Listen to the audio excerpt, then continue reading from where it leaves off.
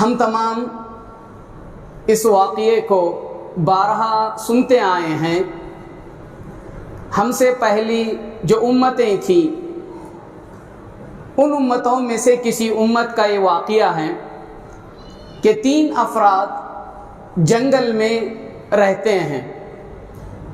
اچانک بارش کا موسم ہوتا ہے اور بارش ہونے لگتی ہے تو اپنے آپ کو بارش سے بچانے کے لیے کسی غار میں جا کر بند ہو جاتے ہیں، اور بارش اتنی تیز ہوتی ہے کہ اس غار کا جو دروازہ تھا، اس غار کا دروازہ کسی چٹان کے آنے کی وجہ سے بند ہو گیا۔ اب اللہ تعالیٰ کی کیا حکمت رہی ہوگی اس چٹان کو کے ذریعے اس غار کے دروازے کو بند کرنے کی، اللہ تعالیٰ زیادہ بہتر جانتا ہے۔ تو بارش ہونے لگی اور وہ لوگ غار میں سہارا لیے، پناہ لیے، اور غار کا دروازہ بند ہو گیا۔ اب ان 3 افراد کو غار سے نکلنے کے لیے کوئی راستہ ہی نہیں تھا، کیونکہ غار میں وہی ایک راستہ تھا اور کوئی دوسرا راستہ نہیں تھا۔ تو اب وہ کیسے اس غار سے باہر نکلیں گے، کیسے اپنے گھروں کو جائیں گے؟ تو لہٰذا تینوں نے مشورہ کیا کہ ہمارے پاس سوائے اللہ کے علاوہ کوئی ہمیں اس مصیبت سے، اس پریشانی سے نجات دینے والا نہیں ہے، تو لہٰذا ہمیں اپنے آپ کو اللہ تعالیٰ سے مدد مانگنی ہوگی، اور خاص کر ان اعمال کے ذریعے جو ہم نے اللہ کی رضا اور اس کی خوشنودی کے لیے ہم نے کیا ہے، ان نیک اعمال کے واسطے سے ہم اللہ تعالیٰ سے اس مصیبت سے چھٹکارا مانگے۔ تو لہٰذا ان افراد میں سے جو افراد تھے انہوں نے اپنے اپنے نیک اعمال کا واسطہ دے کر اللہ تعالیٰ سے دعا کی کہ اللہ تعالیٰ تمہیں آج ہمیں اس مصیبت سے نجات دلا، اور یہ دروازہ بند ہو گیا اس کو کھول دے، ہمارے لیے نکلنے کا راستہ عطا کر۔ اس میں سے ایک آدمی ایسا بھی تھا جو مالدار تھا اور اس کے پاس مال و دولت تھی، اور اسی کے چچا کی ایک لڑکی تھی، یعنی کہ اس کی چچا زاد بہن تھی، اور اس کے پاس پیسہ وغیرہ نہیں تھا، وہ بھوک سے مر رہی تھی، پریشان تھی پیسوں کے لیے۔ تو اس نے اپنے چچا زاد بھائی سے پیسہ مانگا، قرض مانگا، کہا کہ میری مدد کرو، مجھے قرض دو۔ تو اس چچا زاد بھائی نے قرض دینے کے لیے تو تیار ہوا، لیکن اس نے شرط رکھا کہ میں تمہارے ساتھ غلط کام کروں گا، اس شرط پر میں تمہیں قرض دوں گا، اگر تمہیں منظور ہے تو بتاؤ۔ تو پہلے تو چچا زاد بہن اس چیز کو ماننے کے لیے تیار نہیں ہوئی، انکار کیا، لیکن کب تک بھوکی رہتی، کب تک پیاسی رہتی، کیونکہ انسان کو زندہ رہنے کے لیے کھانا بھی پڑتا ہے۔ تو لہٰذا وہ مجبور ہو کر اس چچا زاد بھائی سے وعدہ کیا کہ ہاں میں اس کام کے لیے تیار ہوں۔ تو پھر وہ جو موعد، جو وقت دیا جاتا ہے، اس وقت پر وہ چچا زاد بہن حاضر ہوتی ہے اور وہ بھائی پیسہ دیتا ہے، اور پھر اس نے جو غلط کام کا وعدہ کیا تھا، جب وہ غلط کام کرنے کے لیے تیار ہوتا ہے تو وہ چچا زاد بہن کہتی ہے کہ اے بھائی تو اللہ سے ڈر، کہا جو تو کام کرنے جا رہا ہے یہ کام شادی کے بغیر نہیں کیا جا سکتا ہے، لہٰذا تو اللہ سے ڈر۔ جیسے ہی اس کی چچا زاد بہن نے یہ بات کہی، وہ فوراً اللہ تعالیٰ کا ڈر اور خوف کھاتے ہوئے پیچھے ہٹ جاتا ہے اس گناہ کا کام کرنے سے۔ تو یہ آپ کے سامنے میں نے بطور تمہید یہ واقعہ سنایا۔ یہ بتانا مقصد ہے کہ خوف کسے کہتے ہیں، خوف کی کتنی قسمیں ہیں، اور ہمیں اللہ کا خوف اپنے دل میں پیدا کرنا ہے تو اس کے لیے کیا کرنا ہے، اور ہمارے دلوں میں جب اللہ کا ڈر اور خوف پیدا ہوتا ہے تو اس کے کیا نتائج ہیں، اس کے کیا ثمرات ہیں۔ اس موضوع سے متعلق آپ کے سامنے چند باتیں گزارش کروں گا، چند باتیں میں آپ کے سامنے عرض کروں گا۔ سب سے پہلے ہمیں یہ جاننے کی کوشش کرنا چاہیے کہ خوف کہتے کسے ہیں، خوف کا مطلب کیا ہے، خوف ہے کیا۔ تو آپ کو معلوم ہونا چاہیے کہ عربی زبان میں یا عربی میں خوف کا مطلب ہوتا ہے انسان کے دل کا گھبرا جانا، انسان کے دل کا گھبرا جانا، ڈر جانا، اور اس کا بے چین ہونا، مضطرب ہونا، پریشان حال ہونا، یہ خوف کہلاتا ہے۔ عربی میں خوف اس کو کہتے ہیں کہ جس انسان کے اندر یہ صفت پیدا ہو جائے نا کہ اس کا دل گھبرا جائے، ڈر جائے، بے چینی میں مبتلا ہو جائے، تو اس چیز کو ڈر کہتے ہیں۔ اور اللہ تعالیٰ نے انسان کی ذات میں بہت ساری ظاہری اور باطنی صفات رکھی ہیں، ظاہری اور باطنی صفات رکھی ہیں۔ جو باطنی صفات ہیں، جو ہمیں نظر نہیں آتی، دکھائی نہیں دیتی ہیں، لیکن وہ انسان کے جسم میں اس کے اندر موجود ہیں۔ تو ایسی بہت ساری صفات ہیں، مثلا غصہ ہونا، کسی سے ناراض ہونا، نفرت کرنا، اور اسی طریقے سے بھروسہ کرنا، اعتماد کرنا، اخلاص، ریاکاری، توکل، یہ تمام ایسی چیزیں ہیں جو ہمیں نظر نہیں آتی ہیں۔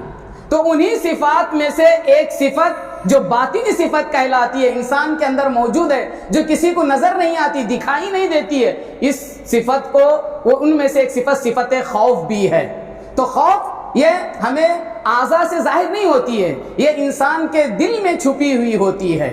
تو یہ وہ باطنی صفت ہے کہ آدمی کا دل گھبرا جائے، پریشان ہو جائے، اور اس کے اندر اضطرابی کیفیت پیدا ہو جائے، تو اس چیز کو خوف کہا جاتا ہے۔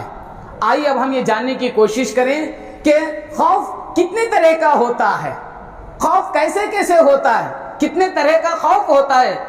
تو خوف میں سے ایک سب سے پہلا خوف اللہ کا خوف ہے، اللہ تعالیٰ کا خوف ہے، یعنی کہ کسی انسان کے دل میں اللہ کے ذات کو لے کر کہ اس کا دل گھبرا جائے، اس کا دل پریشان ہو جائے، اس کا دل مضطرب ہو جائے، تو اسے کہتے ہیں الخوف من اللہ، یعنی اللہ تعالیٰ کی ذات سے اس کے دل میں ڈر اور خوف پیدا ہو رہا ہے۔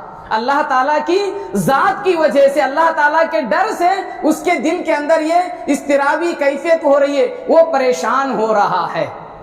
اور اللہ تعالیٰ کے ڈر سے، خوف سے جو کیفیت انسان میں طاری ہوتی ہے، اور اس ڈر میں، اس خوف میں اللہ تعالیٰ کی محبت شامل حال ہوتی ہے، اللہ تعالیٰ کی محبت ہوتی ہے، اور یہ ڈر اور خوف تعظیم کے ساتھ ہوتا ہے، اور یہ ڈر اور خوف عاجزی اور انکساری کے ساتھ ہوتا ہے۔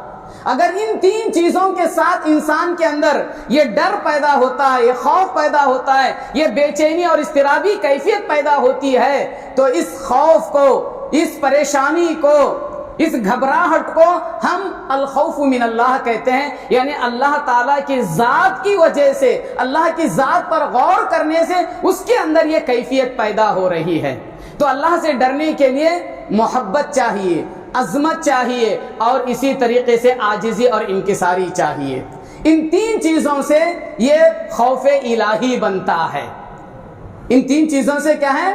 خوف الہی بنتا ہے۔ اور یہ خوف انسان کو نیک اعمال کرنے پر آمدہ کرتا ہے، نیک اعمال کی ترغیب دلاتا ہے، نیک اعمال کرنے پر ابھارتا ہے۔ اور یہ خوف انسان کو معصیت سے، برائیوں سے روکتا ہے، یہ خوف انسان کو برائیوں سے، معصیتوں سے، گناہوں سے روکتا ہے، باز رکھتا ہے۔ یہ اللہ تعالیٰ کا جو خوف ہے، اگر اس خوف سے آدمی نیک اعمال کرتا ہے، اللہ تعالیٰ کی اطاعت و فرما برداری کے کام کرتا ہے، اور اللہ تعالیٰ کی معصیت سے باز آ جاتا ہے، تو ایسا خوف قابل تعریف ہے، اور ایسا خوف ہر انسان کے اندر ہونا بھی چاہیے، اور یہ مطلوب بھی ہے۔ آئیے اس خوف کو خوف ممدوح یا قابل تعریف خوف کہا جاتا ہے۔ آئیے اس خوف کی میں آپ کے سامنے ایک واقعہ بیان کرتا ہوں۔ آپ نے یہ بھی واقعہ بارہا سنا ہوگا کہ ہم سے پہلے جو امتیں تھیں ان میں ایک ایسا آدمی تھا جس نے تقریباً 97 لوگوں کو قتل کر چکا تھا۔ وہ ایک عابد کے پاس آتا ہے یا رہبانی کے پاس، اور اس سے پوچھتا ہے کہ میں اتنے آدمیوں کا قتل بغیر کسی حق کے، ناجائز طور پر، ظالمانہ طور پر میں نے ان کو قتل کر دیا ہے، جان سے مار دیا ہے۔ سوچیں کتنا بڑا جرم ہے کہ اس نے تقریباً 97 لوگوں کو قتل کر چکا تھا۔ اب اس نے ایک رہبانی، ایک عابد سے پوچھا کہ میں کیا توبہ کر لوں گا تو اللہ تعالیٰ میری توبہ قبول کرے گا، مجھے اللہ تعالیٰ معاف کر دے گا؟ تو اس رہبانی نے کہا کہ بھائی تو 97 لوگوں کو قتل کر چکا ہے، اب تیرے لیے توبہ کا کوئی راستہ نہیں ہے، تو وہ یہ بات سننا ہی تھا، اس کا بھی قتل کر دیتا ہے۔ تو اس طریقے سے 98 ہو جاتے ہیں۔ اور ایک آدمی کے پاس آتا ہے، اس سے بھی پوچھتا ہے کہ کیا میرے لیے کوئی راستہ ہے، کیا میں توبہ کر لوں گا تو میری توبہ قبول ہو جائے گی، اللہ تعالیٰ مجھے معاف کر دے گا؟ میں نے 98 لوگوں کا ناحق ناجائز میں نے قتل کیا ہے، ان کی میں نے جان لی ہے۔ تو وہ بھی کہتا ہے کہ نہیں۔ تو اس طریقے سے تقریباً وہ 100 لوگوں کو قتل کر دیتا ہے۔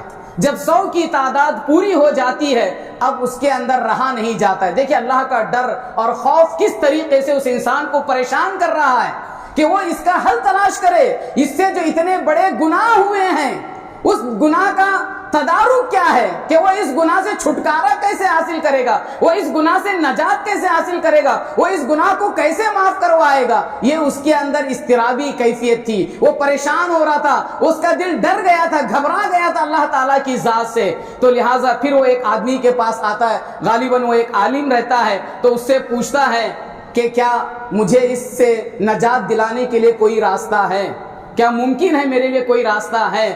تو اب وہ خود آدمی کہتا ہے کہ اگر میں اس آدمی سے جھوٹ بولوں گا تو کہ توبہ نہیں ہے تو یہ غلط بات ہے، تو ہو سکتا ہے کہ یہ آدمی سدھر جائے گا، اس لیے میں اس کو سچ بتاؤں گا۔ تو وہ کہتا ہے کہ دیکھو فلاں گاؤں ہے، وہاں کے نیک لوگ ہیں، تم وہاں جا کے پوچھو، ہو سکتا ہے کہ تمہارے لیے کوئی راستہ وہاں سے نظر آئے، کوئی تمہارے لیے راستہ نکل جائے۔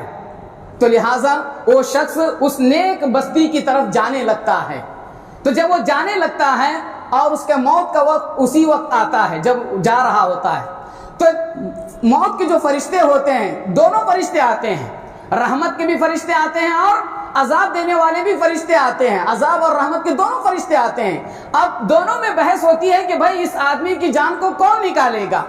ان دونوں فرشتوں میں تنازع ہوتا ہے، اختلاف پیدا ہوتا ہے۔ پھر اللہ تعالیٰ تیسرے فرشتے کو بھیجتے ہیں، وہ آ کے مسئلہ حل کرتا ہے ان فرشتوں میں۔ وہ کہتا ہے کہ اس آدمی جہاں یہ ہے، اس آدمی کے اس علاقے سے فاصلہ دیکھا جائے کہ یہ جو برا گاؤں ہے اس کی طرف اس کا فاصلہ زیادہ ہے، یا جو نیک اور صالح لوگ ہیں جس طرف یہ جا رہا تھا اس کا فاصلہ کم ہے۔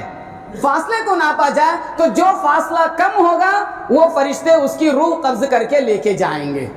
تو یہ فیصلہ ہوتا ہے، اور جب زمین ناپی جاتی ہے تو کہا کہ یہ جو نیک لوگوں کی بستی تھی اس کا فاصلہ کم تھا، لہٰذا یہ طے ہوتا ہے کہ یہ نیک لوگوں کی طرف جا رہا تھا، لہٰذا فرشتے رحمت کے جو فرشتے ہیں وہ اس کی روح کو قبض کریں گے، وہ فرشتے اس کی روح لے جائیں گے۔ سوچئے اس آدمی کے دل میں اللہ تعالیٰ کا ڈر، خوف پیدا ہو گیا، تو راستہ تلاش کر رہا تھا، تو اس ڈر اور خوف نے اسے اس کے گناہوں سے نجات دلایا۔ تو یہ اگر اس طریقے کا ڈر اور خوف پیدا ہو جس کی وجہ سے آدمی نیک کام کرنے لگ جائے، اچھے کام کرنے لگے، برائیوں کو چھوڑ دے، گناہوں کو چھوڑ دے، معصیت کو چھوڑ دے، تو یہ قابل تعریف خوف ہے، اور یہ ہر مسلمان سے مطلوب بھی ہے۔ لیکن اگر یہی خوف، اللہ تعالیٰ کا خوف، محبت کے ساتھ، تعظیم کے ساتھ، عاجزی اور انکساری کے ساتھ اگر مایوس کر دے انسان کو، اب وہ اتنا ڈر جائے کہ اب میرے لیے تو کوئی راستہ ہی نہیں ہے، اب میں کچھ کر ہی نہیں سکتا ہوں، اللہ سے اسے امید ہی نہیں ہے، اللہ سے اس کی امید ہی ختم ہو گئی ہے، تو ایسا خوف مذموم ہے، ایسا خوف صحیح نہیں ہے۔ کتنا بھی بڑا جرم نہ کر لیا ہو، کتنا بھی بڑا اس نے گناہ نہ کر لیا ہو، لیکن اسے اللہ سے مغفرت کی، معافی کی امید رکھنی چاہیے، کبھی مایوس نہیں ہونا چاہیے، کیونکہ مایوسی یہ گناہ کبیرہ میں سے ہے۔ کہا اللہ تعالیٰ کہتے ہیں وَمَن يَقْنَطُ مِن رَحْمَتِ اللَّهِ مِن رَحْمَتِ رَبِّهِ إِلَّا الضَّالُّونَ، کہا کہ اللہ کی رحمت سے صرف گمراہ کن ہی لوگ مایوس ہوتے ہیں، لہٰذا ہمیں اللہ تعالیٰ سے کبھی مایوس نہیں ہونا چاہیے، چاہے ہم سے کتنا ہی بڑا گناہ سرزد کیوں نہ ہوا ہو، چاہے کتنی بھی بڑی معصیت ہم سے کیوں نہ ہوئی ہو، لیکن ہمیں اللہ تعالیٰ سے امید رجا رکھنا چاہیے۔ تو خوف اور رجا یہ دونوں ضروری ہیں، صرف خوف رہنے سے بھی کام نہیں چلے گا، خوف اور رجا یہ دونوں ضروری ہیں، تب جا کر وہ خوف اس آدمی کے لیے کام آ سکتا ہے، یا اس دل کے لیے کام آ سکتا ہے جس دل میں اس طریقے کا کیا ہے خوف پیدا ہو۔ تو اس طریقے کا خوف ہر مسلمان کے دل میں پیدا ہونا چاہیے، اور اس کو کہتے ہیں الخوف من اللہ، یہ خوف کی پہلی قسم ہے۔ آئیے خوف کی ایک دوسری قسم ہے کہ اس میں بھی آدمی پریشان حال ہوتا ہے، اس کا دل گھبرا جاتا ہے، اضطرابی کیفیت آتی ہے، مضطرب ہوتا ہے، بے چین ہوتا ہے. اور وہ کون ہے؟ اس کو کہتے ہیں الخوف الطبعی، یعنی فطری خوف ہے، جنرل نیچر جو خوف ہے وہ ہے جو ہر انسان کے اندر موجود ہوتا ہے. وہ کیسا ہے؟ فطری خوف یہ ہے کہ آدمی ہر اس چیز سے ڈرتا ہے جو اسے تکلیف پہنچاتی ہے. مثلا کوئی کرنٹ ہے، ظاہر سی بات ہے آدمی کرنٹ کو ہاتھ لگانا چاہے گا نہیں، ڈر جائے گا. بجلی کو دیکھ کر، آگ کو دیکھ کر آدمی ڈر جاتا ہے، درندوں کو دیکھ کر ڈر جاتا ہے، دشمن کو دیکھ کر آدمی ڈر جاتا ہے، ماں باپ کو دیکھ کر ڈر جاتا ہے، اسٹوڈنٹ اساتذہ کو دیکھ کے ڈر جاتے ہیں، ورکر جو اپنے آقا کو اپنے سیٹ کو دیکھ کر ڈر جاتے ہیں. تو یہ فطری خوف ہے، طبعی خوف ہے. تو یہ جو خوف ہے یہ جائز خوف ہے کیونکہ یہ فطرت میں ہے اور یہ خوف جائز خوف ہے. آئیے میں آپ کو مثال سے سمجھاتا ہوں. خود موسیٰ علیہ السلام کو دیکھ لیجئے، جب انہوں نے بنو اسرائیل کے ایک آدمی کو مار دیا تھا تو کسی نے آ کے کہا کہ شاید آپ پکڑے جائیں گے، تو وہ فوراً وہاں سے بھاگ نکلے. اللہ تعالیٰ کہتے ہیں فَخَرَجَ مِنْهَا خَائِفًا يَتَرَقَّبُ کہ موسیٰ علیہ السلام گھبراتے ہوئے، پریشان ہوتے، ڈر کے مارے دیکھتے ہوئے بھاگ رہے تھے. تو یہاں پر موسیٰ علیہ السلام کو ڈر ہوا، خوف ہوا، تو یہ خوف غلط نہیں ہے. اسی طریقے سے موسیٰ علیہ السلام جب جادوگروں سے جادوگری کر رہے تھے میدان میں، تو جب پہلے جادوگروں نے جادو کر دیا تو ان کے جب وہ سانپ بن گئے تھے تو حضرت موسیٰ علیہ السلام بھی دیکھ کر ڈر گئے تھے. تو اللہ نے کہا لا تخف، کہا ڈرنے کی بات نہیں ہے. تو یہ فطری چیز ہے کہ آدمی سامنے ان کے جادوؤں کو دیکھ کر ڈر جاتا ہے.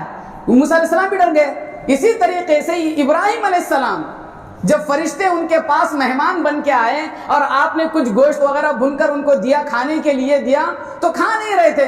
تو ابراہیم علیہ السلام بھی ڈر گئے. فَأَوْجَسَ مِنْهُمْ خِيفَةً، ابراہیم علیہ السلام بھی ڈر گئے. تو کچھ فطری خوف ہے اور یہ خوف شرعاً جائز ہے. یہ خوف شرعاً جائز ہے، لیکن اس خوف کو اپنے اندر غالب نہیں ہونے دینا چاہیے، اپنے اندر غالب آنے نہیں دینا چاہیے. اتنا زیادہ آدمی چیزوں سے ڈرنے لگ جائے کہ اس کا بھروسہ اللہ ہی سے ختم ہو جائے. آدمی مطلب اندھیرے سے ڈرتا ہے تو اتنا زیادہ اندھیرے سے ڈرے کہ اب وہ اللہ پہ بھروسہ ہی کرنا چھوڑ دے. تو ایسا اتنا بھی نہیں ڈرنا چاہیے.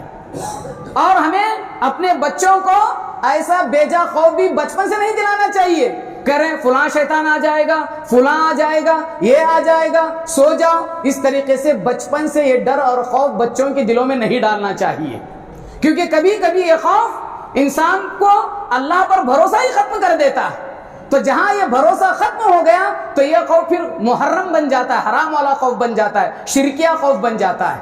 تو لہٰذا ہمیں جو فطری ڈر ہے، خوف ہے، ہمیں اسے اس درجے تک پہنچنے نہیں دینا چاہیے. ہاں جب اس طریقے سے ڈر اور خوف ہو تو ہمیں اپنے اندر یہ احساس دلاتے ہوئے اللہ تعالیٰ کی ذات پر بھروسہ کرتے ہوئے کہ نہیں، ہمارا اللہ ساتھ دینے والا ہے، ہمیں اس چیز سے اللہ تعالیٰ نجات دلانے والا ہے، ڈر اور خوف کوئی معنی نہیں رکھتا ہے. اس طریقے سے ہمیں اس ڈر اور خوف کو ختم کرنے کی کوشش کرنی چاہیے. تو یہ خوف کی ایک دوسری قسم ہے جسے کہا جاتا ہے الخوف الطبعی، یعنی کہ فطری خوف ہے جو نیچر میں ہے انسان کے، اور یہ ہر انسان سے چیز ہوتی ہے، لہٰذا اس سے کوئی اس کا نقصان ہونے والا نہیں ہے. لیکن ہمیں اسے شرک کے حد تک نہیں پہنچانا چاہیے، یعنی اس حد تک ہم نہ پہنچائیں کہ یہ فطری خوف سے جا کر خوف محرم بن جائے. اسی طریقے سے خوف کی جو قسمیں ہیں ان میں سے خوف سر کہلاتا ہے، یعنی کہ ایسا خوف جو لوگ پیروں سے، ولیوں سے، مرشدوں سے ڈرتے ہیں. ایسا خوف بھی حرام ہے، یہ جائز نہیں ہے.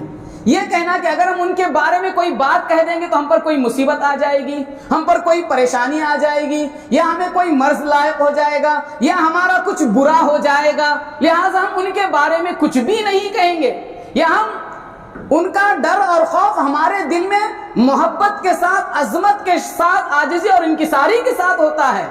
تو یہ ڈر اور خوف حرام ہے اور یہ ڈر اور خوف شرک اکبر ہے. لہٰذا ہمیں اس طریقے کا ڈر اور خوف کسی پیر، ولی، مرشد، بابا یا کوئی بھی ہو، ان سے ہمیں ایسا خوف اپنے دل میں نہیں رکھنا چاہیے، یا ان کی بات سن کر ہمارے دل میں عظمت کے ساتھ، عاجزی اور ان کے ساتھ ڈر اور خوف پیدا نہیں ہونا چاہیے. اور یہ خوف اسلام میں جائز نہیں ہے، حرام ہے۔ اس کے علاوہ جو چوتھی قسم ہے خوف کی، وہ ہے الخوف المحرم، یعنی ایسا ڈر اور خوف جو انسان کو کسی واجب کام کو ترک کرنے پر مجبور کر دے یا کسی معصیت کے کام کرنے پر مجبور کر دے۔ یعنی ایسا ڈر اور خوف ہے کہ انسان اس ڈر اور خوف کی وجہ سے نیک کام نہیں کر پا رہا ہے، نیک کام کو چھوڑ دے رہا ہے، یا کسی نے ایسا ڈر اور خوف دلایا کہ اس کی وجہ سے وہ کوئی حرام کام کا ارتکاب کر رہا ہے، گناہوں کا ارتکاب کر رہا ہے، تو یہ خوف بھی حرام ہے، جائز نہیں ہے۔ مثلا اگر کوئی آدمی اس لیے مسجد میں جماعت کے ساتھ نماز نہیں پڑھتا ہے کہ اسے فلاں سے نوکری سے نکال دے گا، یا داڑھی وغیرہ ہم اس لیے نہیں چھوڑتے ہیں کہ ہمیں کمپنی جاب نہیں دے گی، تو یہ ڈر اور خوف جو ہے یہ اسلام میں حرام ہے، جائز نہیں ہے۔ اگرچہ کہ یہ شرک کے حد تک نہیں جا رہا ہے، لیکن اس طریقے کا ڈر اور خوف حرام ہے، ہمیں اس طریقے کا ڈر اور خوف اپنے دل میں پیدا نہیں کرنا چاہیے۔ تو یہ خوف کی چند قسمیں تھیں جو میں نے آپ کے سامنے بتایا کہ کس طریقے سے مطلب خوف انسان کے دل میں پیدا ہوتا ہے، اور ہم بات کر رہے ہیں کس کی؟ خوف الہی کی۔ آئیے اللہ تعالیٰ سے ڈرنے سے ہمیں کیا کیا فائدہ حاصل ہوگا۔ اگر ہمارے دل میں اللہ تعالیٰ کا ڈر اور خوف پیدا ہوتا ہے تو اس ڈر اور خوف سے ہمیں کیا بینیفٹ حاصل ہوگا، یہ ہمیں جاننے کی کوشش کریں کہ ہمیں اللہ تعالیٰ سے ہم ڈرتے ہیں، اللہ تعالیٰ کا اپنے دل میں خوف پیدا کرتے ہیں، تو ان سے ہمیں کیا کیا فائدہ ہو سکتا ہے۔ سب سے پہلا فائدہ یہ ہوگا کہ اس سے آدمی مخلص ہو جاتا ہے۔ جب انسان کے دل میں اللہ کا صرف ڈر اور خوف رہتا ہے تو اس ڈر اور خوف کی وجہ سے آدمی کیا بن جاتا ہے؟ مخلص بن جاتا ہے، آدمی کے اندر اخلاص آ جاتا ہے۔ اللہ تعالیٰ قرآن مجید میں ارشاد فرماتے ہیں انما نطعمکم لوجہ اللہ لا نريد منکم جزاء ولا شکورا انا نخاف من ربنا یوما عبوسا قمطریرا۔ تو جب آدمی کے اندر اللہ کا ڈر خوف آ جاتا ہے تو اس ڈر اور خوف سے آدمی مخلص بن جاتا ہے اور وہ اللہ کی طرف متوجہ ہو جاتا ہے، اسے صرف اور صرف اللہ کی رضا مقصود ہوتی ہے، اس کے اللہ کی رضا کے علاوہ اسے کوئی اور چیز مطلوب نہیں ہوتی ہے۔ یہ سب سے بڑا فائدہ ہے کہ آدمی مخلص بن جاتا ہے۔ دوسرا سب سے بڑا فائدہ جو ہے وہ یہ کہ یہ خوف الہی انسان کو نیک اعمال کی ترغیب دلاتا ہے، اور یہ خوف انسان کو نیک اور صالح بناتا ہے، متقی اور پرہیزگار بناتا ہے۔ اللہ تعالیٰ قرآن مجید میں ارشاد فرماتے ہیں رجال لا تلہیہم تجارت ولا بیع عن ذکر اللہ واقام الصلاۃ وایتاء الزکاۃ یخافون یوما تتقلب فیہ القلوب والابصار، کہ آدمی کے اندر جب اللہ کا ڈر آ جاتا ہے تو وہ نیک بن جاتا ہے، متقی بن جاتا ہے، پرہیزگار بن جاتا ہے۔ پھر اللہ کا ڈر خوف جب آ جاتا ہے تو کوئی تجارت، کوئی بزنس، کوئی نوکری، کوئی بھی چیز اسے اللہ تعالیٰ کی عبادت سے غافل نہیں کرتی ہے۔ کتنا ہی بڑا فائدہ کیوں نہ ہو، کتنا ہی بڑا منافع کیوں نہ ہو، ہر چیز کو چھوڑ کر وہ سب سے پہلے رب کے دربار میں حاضر ہونے کی کوشش کرتا ہے۔ تو یہ کیفیت، یہ حالت انسان کے اندر کب آئے گی؟ جب اس کے دل میں اللہ تعالیٰ کا ڈر ہوگا، اللہ تعالیٰ کا خوف پیدا ہوگا، جب اس کے اندر یہ تبدیلی آئے گی، جب جا کر یہ اس کے اندر بدلاؤ آئے گا اور وہ اللہ تعالیٰ کی دربار میں حاضر ہونے کی، مسجد میں حاضر ہونے کی کوشش کرے گا۔ اسی طریقے سے اللہ کا ڈر اور خوف پیدا کرنے سے اپنے دل میں جو فائدہ ہوتا ہے، تیسرا فائدہ وہ یہ ہے کہ اللہ تعالیٰ اس روئے زمین میں ایسے انسان کو غلبہ، قوت اور تمکن عطا کرتا ہے۔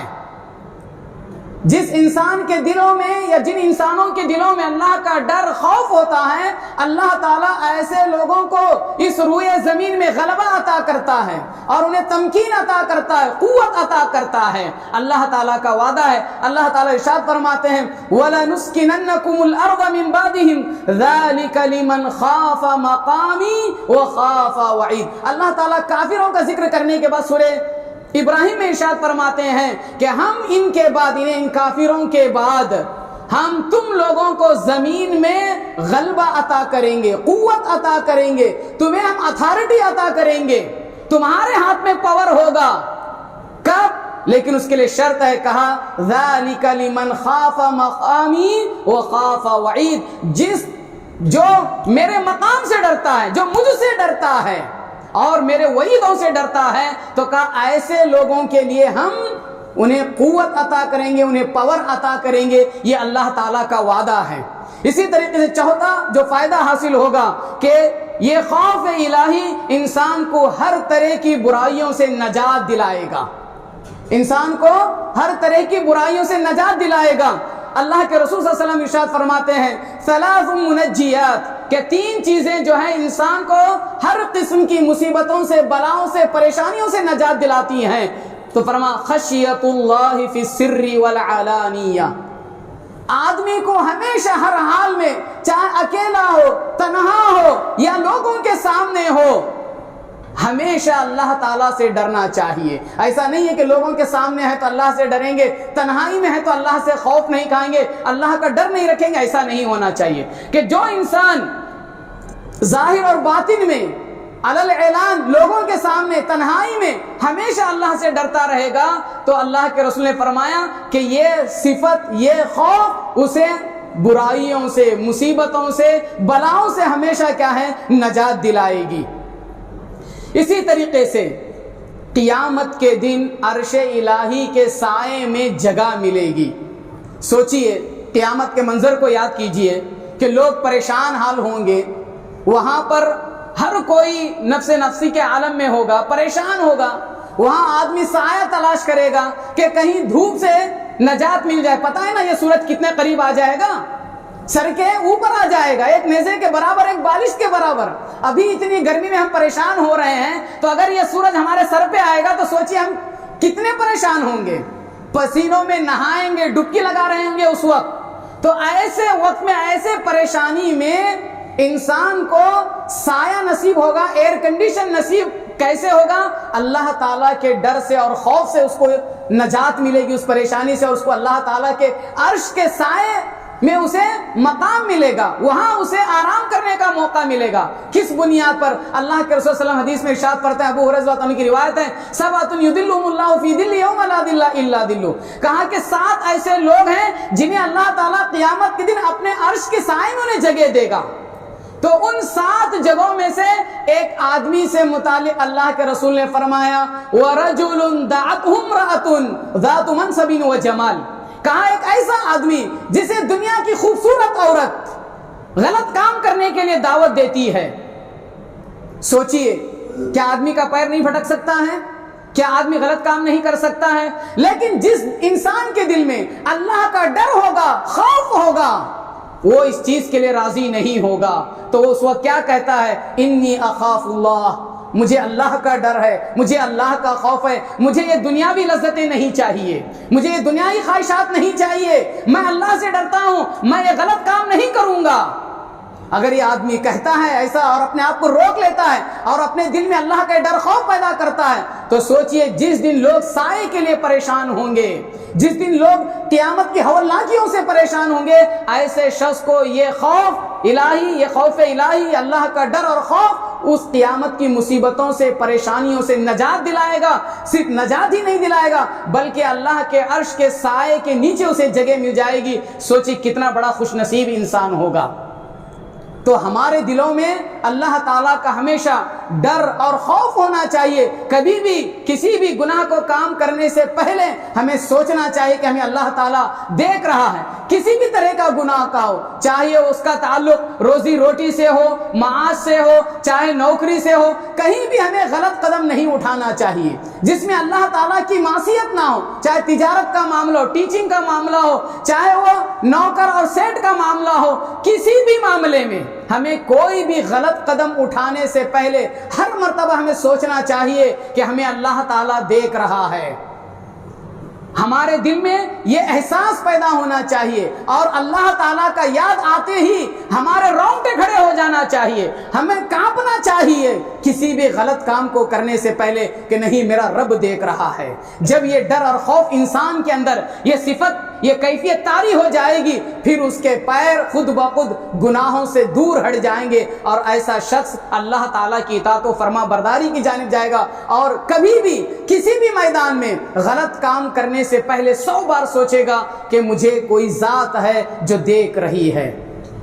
یہ ہمارے اندر صفت، کیفیت ہمیں طاری ہونا چاہیے اور ہمارے اندر یہ چیز پیدا ہونا چاہیے۔ اسی طریقے سے اللہ تعالی ہمیں، جس شخص کے اندر یہ صفت پیدا ہوگی، قیامت کے دن وہ امن و امان سے ہوگا۔ اللہ کے رسول صلی اللہ تعالیٰ فرماتے ہیں کہ جو شخص دنیا میں مجھ سے ڈرا، میں اسے آخرت میں نہیں ڈراؤں گا، میں اسے آخرت میں امن و امان دوں گا، اور جو شخص دنیا میں مجھ سے نہیں ڈرا، میں اسے اب یہاں آخرت میں ڈراؤں گا۔ اور خوف الہی کا ثمرہ جنت ہے۔ اللہ کے رسول صلی اللہ علیہ وسلم ایک حدیث میں ارشاد فرماتے ہیں کہ جو شخص من خاف ادلج، کہ جو شخص اللہ سے ڈرا وہ جلد سے جلد رات میں نکلنے کی تیاری کرے گا، ومن ادلج بلغ، اور جو شخص جلدی سے نکلتا ہے وہ منزل کو پہنچتا ہے۔ اور اس کے بعد اللہ کے رسول فرماتے ہیں الا ان سلعۃ اللہ غالیہ، کہا اللہ تعالیٰ کا جو سامان ہے بہت مہنگا ہے، اور کہا کہ وہ اللہ تعالیٰ کا سامان کیا ہے؟ جنت ہے۔ تو اسی لیے ہمیں جنت کے لیے، اپنے جنت پانے کے لیے، جنت کے حصول کے لیے ہمیں اپنے اندر اللہ تعالیٰ کا ڈر اور خوف پیدا کرنا چاہیے، تب جا کر ہمیں یہ جنت ملے گی۔ آئیے اب ہم چند باتیں اور جاننے کی کوشش کریں گے کہ ہم، یہ تو فائدہ ہے، بینیفٹ ہے، لیکن ہم ڈر اور خوف کیسے پیدا کریں گے؟ اپنے اندر ڈر اور خوف پیدا کرنے کے لیے ہمیں کیا کرنا چاہیے؟ تو اس کے لیے سب سے پہلی چیز جو ہے وہ یہ ہے کہ ہم قرآن کی تلاوت کریں، قرآن کی تلاوت کریں، قرآن کو پڑھیں، قرآن کو سمجھیں۔ جب ہم قرآن کی تلاوت کریں گے، اسے پڑھیں گے، سمجھیں گے، غور و فکر کریں گے، اس میں تدبر کریں گے، اور اسی طریقے سے احادیث رسول کا مطالعہ کریں گے، احادیث رسول پڑھیں گے، اس میں غور و فکر کریں گے، تدبر کریں گے، تبھی جا کر ہمارے اندر اللہ کا ڈر اور خوف پیدا ہوگا۔ تو قرآن کی تلاوت آج بہت آسان ہو گیا ہے، ہمارے پاس ایک سے ایک موبائل آ گئے ہیں، اس موبائل کے لیے ایک سے ایک ایسے ایپ تیار کر دیے گئے ہیں کہ اگر آدمی اس سے سیکھنا چاہے تو ابھی بھی سیکھ سکتا ہے۔ بہت سارے راستے آسان ہو گئے، آج قرآن کی تعلیم حاصل کرنا کوئی مشکل کام نہیں ہے۔ اگر آپ کو یہ ڈر اور خوف ہے کہ میں اپنے سے چھوٹے عمر والے کے سامنے جا کر کیسے پڑھوں گا، آپ آن لائن بیٹھ کے سیکھیے، قرآن گھر میں بیٹھ کے سیکھیے، کسی کو پتہ بھی نہیں چلے گا۔ تو آج کل قرآن سیکھنے کے بہت سارے راستے آسان ہو گئے، ہموار ہو گئے، تو پھر ہمیں قرآن سیکھنا چاہیے۔ اور قرآن سیکھنے کے لیے دینی تعلیم حاصل کرنے کی عمر کی کوئی قید نہیں ہے۔ اگر ہم یہ سمجھیں کہ یار میں تو بوڑھا ہو گیا ہوں، میں تو 50 سال کا ہو گیا ہوں، 55 سال کا ہو گیا ہوں، 40 سال کا ہو گیا ہوں، میں تو باپ ہو گیا ہوں، تو میں قرآن کیسے پڑھوں گا اپنے بچوں کے سامنے، تو یہ ہماری بھول ہے۔ آپ صحابہ کرام کو دیکھ لیجئے، 40 سال کے ہیں تو بھی انہیں کوئی چیز مانے نہیں ہے قرآن پڑھنے سے، سیکھنے سے، 50 سال کے ہو گئے تو کوئی بھی ان کی چیز مانے نہیں ہے۔ تو قرآن پڑھنے پڑھانے کے لیے عمر کی کوئی قید نہیں ہے، آدمی اپنے عمر کے ہر مرحلے میں اس کو پڑھ اور پڑھا سکتا ہے۔ تو قرآن کو پڑھنے میں ہمیں کس طرح کی شرم و حیا، جو کہ ہمارا دستور ہے، لاہ عمل ہے، ہماری زندگی گزارنے کا اس میں قانون بتایا گیا ہے۔ تو اگر ہمیں قانون ہی نہیں معلوم ہے تو ہم زندگی کیسے گزاریں گے؟ تو لہٰذا ہمیں قرآن پڑھنے کی کوشش کرنا چاہیے، صرف تلاوت ہی نہیں کرنا چاہیے، بلکہ آپ معنی اور مطالب کے ساتھ، تفسیر کے ساتھ آپ پڑھیں، تب حقیقت میں آپ کو سمجھ میں آئے گا کہ قرآن ہے کیا۔ صرف ریڈنگ کرنے سے معلوم نہیں ہوگا، صرف ریڈنگ کرنے سے آپ کو اس میں کیا بتایا گیا ہے اس کا علم نہیں ہوگا، آپ کو معنی کے ساتھ پڑھنا ہوگا، تب جا کر آپ کو سمجھ میں آئے گا کہ ہاں قرآن حقیقت میں ہے کیا چیز۔ اگر آپ کو اردو نہیں آتی ہے تو آپ تو اب دنیا کے پتہ نہیں کتنی زبانوں میں اس کی تفسیر ہو گئی ہے، کہ کنڑا میں نہیں ہے، انگلش میں نہیں ہے، انگلش رومن میں نہیں ہے، کس زبان میں قرآن کا ترجمہ نہیں ہے۔ تو ہمیں اپنا اصول بنا لینا چاہیے، روزانہ کا ہمیں معمول بنا لینا چاہیے کہ ہم اتنا قرآن روزانہ ترجمے کے ساتھ پڑھیں گے، سمجھ کر پڑھیں گے۔ دیکھیے آپ جس دن یہ اپنا اصول بنا لیں گے، اس وقت سے ہی آپ کے اندر کس طرح کی کیفیت پیدا ہوگی, کیسی بے چینی پیدا ہوگی اور کیسے اللہ کا ڈر خوف ہوگا, یہ خود آپ محسوس کرنے لگیں گے. تو اگر ہم یہ چاہتے ہیں کہ ہمارے دلوں میں اللہ کا ڈر اور خوف پیدا ہو تو اس کے لیے سب سے پہلے کام ہے کہ ہم قرآن کو سمجھ کر پڑھیں, قرآن کے معنی اور مفہوم کو سمجھ کر پڑھیں, تب جا کر یقینی معنی میں ہمارے دلوں میں اللہ تعالیٰ کا خوف مزید بڑھ جائے گا. اسی طریقے سے دوسری چیز جس کے ذریعے ہم اپنے دلوں میں اللہ تعالیٰ کا ڈر اور خوف پیدا کر سکتے ہیں کہ ہم موت اور اس کی شدت کے بارے میں غور و فکر کریں. موت اور اس کی شدت کے بارے میں ہم غور و فکر کریں, یاد کریں ہم موت کو کہ جب ایک انسان مرتا ہے, بے بس ہو جاتا ہے, کچھ کہنا چاہتا ہے کہہ نہیں پاتا ہے, ہاتھ اٹھانا چاہتا ہے ہاتھ اٹھا نہیں سکتا ہے, منہ کھول کر زبان بولنا چاہتا ہے لیکن زبان میں حرکت طاقت نہیں ہوتی ہے.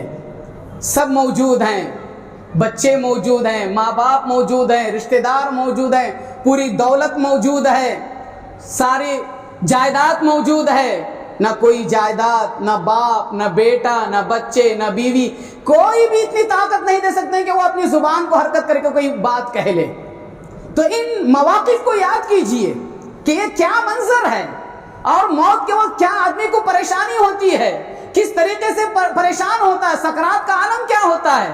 یہ سب چیزیں ہم غور و فکر کریں گے, اس کے بارے میں سوچیں گے, اس کے بارے میں پڑھیں گے, تو تب جا کر ہمارے دلوں میں اللہ تعالیٰ کا ڈر اور خوف پیدا ہوگا.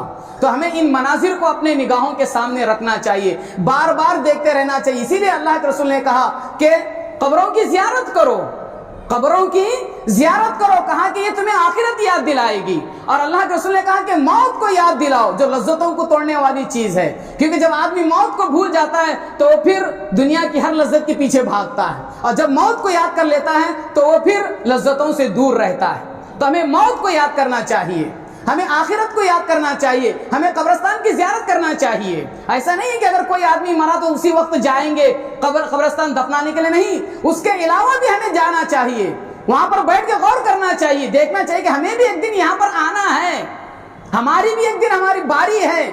یہ کل گئے تو یہ آج ہے تو کل ہماری باری ہے. تو یہ ہمارے اندر یہ فکر لانی چاہیے, یہ کیفیت ہمارے اندر آنی چاہیے, تب جا کر اللہ تعالیٰ کا خوف اور ڈر ہمارے دلوں میں پیدا ہوگا. اسی طریقے سے ہمیں عذاب قبر کو بھی یاد کرنا چاہیے کہ وہاں پر کیا کیا عذابات ہوں گے, اور اس طریقے سے ہر انسان کو قبر ایسے دبائے گی کہ یہ پھسلیاں ادھر کی ادھر, ادھر کی ادھر ہو جائیں گے. تو ہر انسان کو ہونا ہے, کسی کو اس سے چھٹکارا نہیں ہے, اتنا تو ہونا ہی ہونا. سوچئے اگر ہم کو تھوڑا سا دھکا لگ جائے تو ہم کتنا پریشان ہوتے ہیں, تو وہ قبر ایسے دبائے گی کہ یہ پھسلیاں ادھر کی ادھر ہو جائیں گی. تو سوچئے کیا حال ہوگا اس وقت. اگر ہمارے کچھ ہڈیاں ٹوٹ جاتی ہیں, پیر وغیرہ ٹوٹ جاتا ہے, ہاتھ وغیرہ ٹوٹ جاتا ہے, تو ہم کتنا پریشان ہوتے ہیں اس کے لیے. تو وہاں کیا ہوگا, کیا منظر ہوگا. تو ہمیں یہ سب سوچنا چاہیے کہ وہاں پر ہمیں کیا جو سوالات کیے جائیں گے, کیا ہم وہ سوالات کے جوابات دے دیں گے. تو ان تمام چیزوں پہ ہمیں غور کرنا چاہیے, تب جا کر ہمارے دلوں میں اللہ تعالیٰ کا ڈر اور خوف پیدا ہوگا, اور یہی ڈر اور خوف ہمارے لیے ہمارے نجات کا سبب اور باعث بنے گا. اللہ تعالیٰ سے دعا ہے کہ اللہ تعالیٰ ہمارے دلوں میں اپنا ڈر اور خوف پیدا کرے, ایسا ڈر اور خوف جو ہمیں گناہوں سے روک دے, برائیوں سے روک دے, وہ ڈر اور خوف جو ہمیں نیک کاموں کی طرف راغب کرے, اطاعت و فرما برداری کے کاموں کی طرف راغب کرے, وہ ڈر اور خوف جس کے ذریعے ہماری دنیا اور دین اور ہماری آخرت سدھر جائے. اللہ تعالیٰ ہمیں اس چیز کی توفیق عطا فرمائے. وآخر دعوانا الحمدللہ رب العالمین. اللہ